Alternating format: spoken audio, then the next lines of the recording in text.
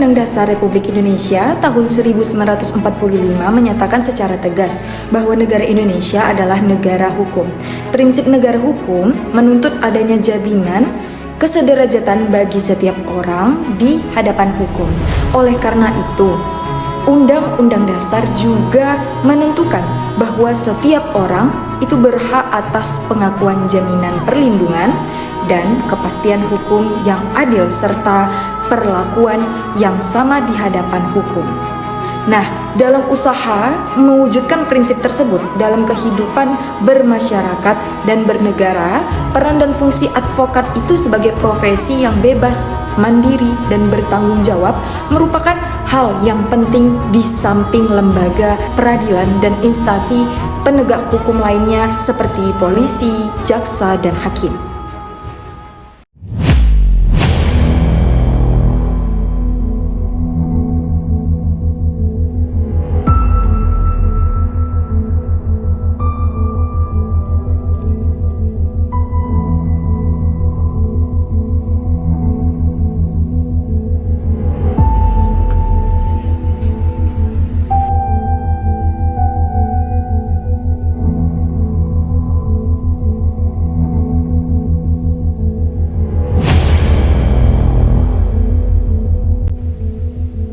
Advokat adalah orang yang berpraktek memberi jasa hukum baik di dalam maupun di luar pengadilan yang memenuhi persyaratan berdasarkan undang-undang yang berlaku, baik sebagai advokat, pengacara, penasihat hukum, pengacara praktek ataupun sebagai konsultan hukum. Dan kode etik adalah peraturan tentang kode etik dan ketentuan tentang dewan kehormatan bagi mereka yang menjalankan profesi advokat sebagai satu-satunya peraturan kode etik yang diberlakukan dan berlaku di Indonesia, bahwa semestinya organisasi profesi memiliki kode etik yang membebankan kewajiban dan sekaligus memberikan perlindungan hukum kepada setiap anggotanya dalam menjalankan profesinya.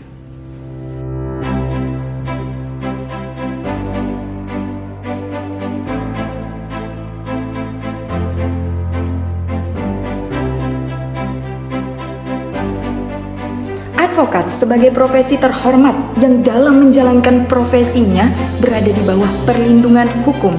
Undang-undang dan kode etik memiliki kebebasan yang didasarkan kepada kehormatan dan kepribadian advokat yang berpegang teguh kepada kemandirian, kejujuran, kerahasiaan, dan keterbukaan, bahwa profesi advokat adalah selaku penegak hukum yang sejajar dengan instansi penegak hukum lainnya.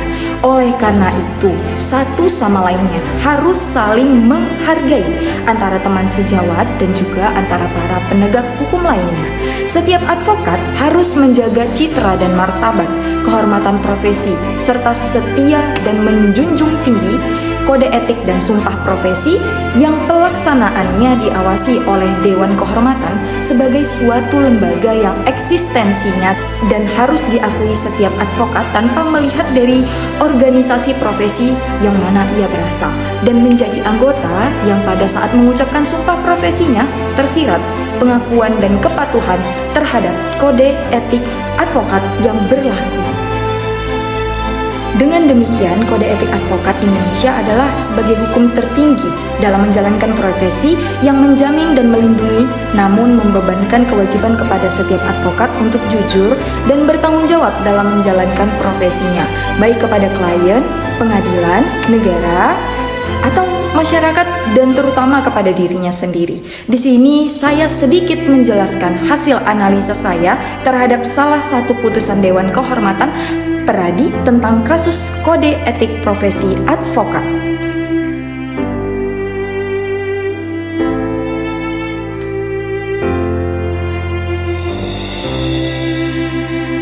Perkenalkan, nama saya Sofia dengan NPM 2151044 dari kelas 2 IHPA dengan dosen pengampu saya yang terhormat Bapak Tantimin SHMH.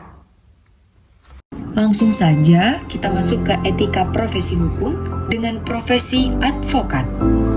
Nah, di bagian ini kita akan menganalisa kode etik advokat, yaitu topik pertama, posisi kasus. Topik kedua, bentuk-bentuk pelanggaran kode etik advokat. Topik ketiga, proses persidangan kode etik advokat. Topik keempat, sanksi pelanggaran kode etik profesi advokat. Dan topik kelima, pelaksanaan sanksi yang telah ditetapkan. Dan topik yang terakhir, dasar hukum pelanggaran kode etik profesi advokat. Langsung saja ke topik pertama dan kedua mengenai posisi kasus dan bentuk pelanggaran. Nah, nomor putusan dapat dilihat di bawah ini. Posisi kasusnya adalah sidang akhir, dan setelah saya baca di dalam duduk perkaranya, inti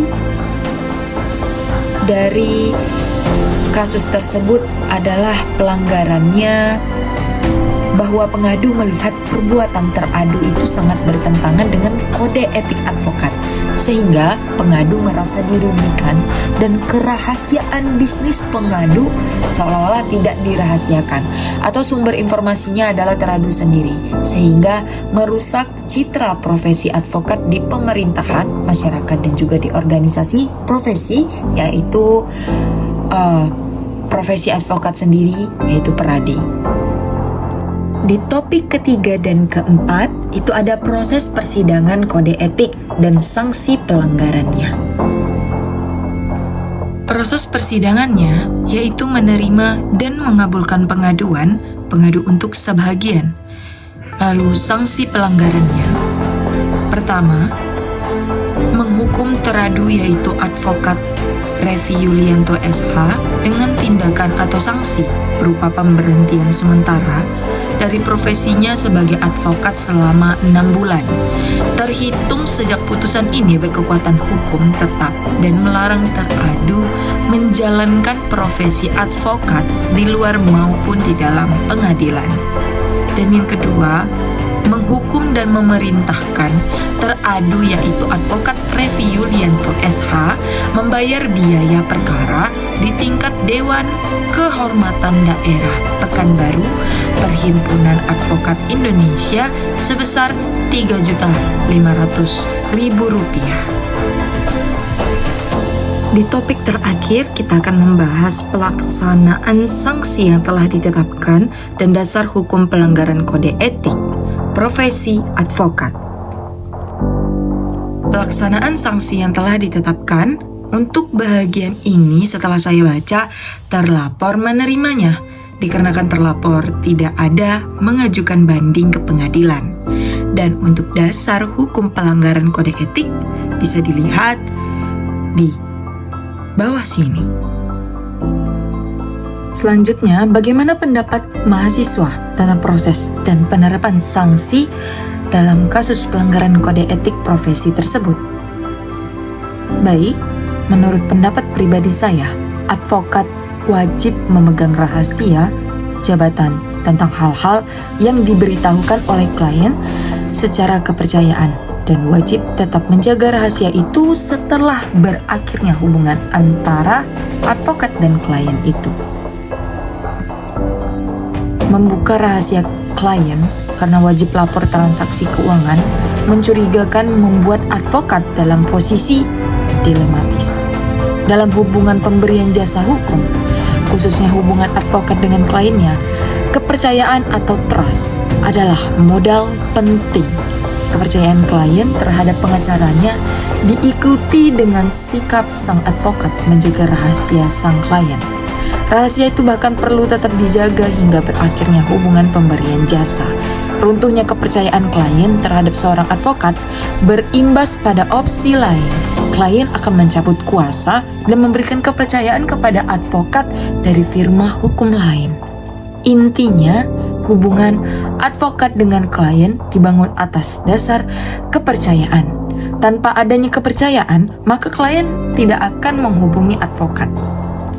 Pasal 19 UU Advokat menyebutkan, pertama, advokat wajib merahasiakan segala sesuatu yang diketahui oleh diperoleh dari kliennya karena hubungan profesinya, kecuali ditentukan oleh undang-undang.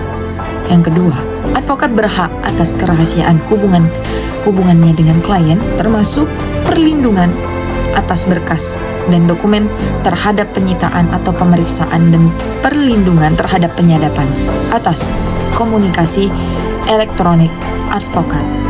Dan di pasal 4 huruf H dalam kasus kode etik ini menyebutkan advokat wajib memegang rahasia jabatan tentang hal-hal yang diberitahukan oleh klien secara kepercayaan dan wajib tetap menjaga rahasia itu setelah berakhirnya hubungan antara advokat dan klien itu.